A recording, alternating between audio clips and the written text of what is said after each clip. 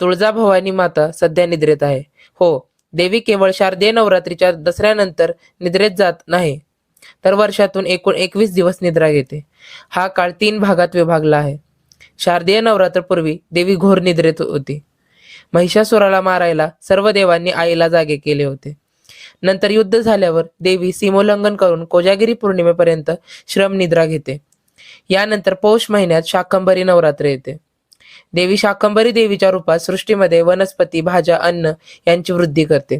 पण हे कार्य करण्याआधी देवी मोहनिद्रा घेते, म्हणजे सृजन प्रक्रिया आणखी उत्साहाने करता यावी. त्यामुळे शारदीय नवरात्रपूर्वी 8 दिवस, नवरात्रीनंतर 5 दिवस आणि शाकंभरी नवरात्री आधी 8 दिवस असे 21 दिवस देवी मंचकी निद्रा घेते. ह्या वर्षी मंचकी निद्रा 20 डिसेंबर पासून 28 डिसेंबरच्या पहाटेपर्यंत असेल आणि 28 अर्थात पौष दुर्गाष्टमी पासून 3 जानेवारी पर्यंत म्हणजे शाकंभरी पौर्णिमेपर्यंत शाकंभरी नवरात्र चालू होईल. माहिती कशी वाटली कमेंट करून नक्की सांगा आणि चॅनलला फॉलो करायला विसरू नका. ओम शक्ती.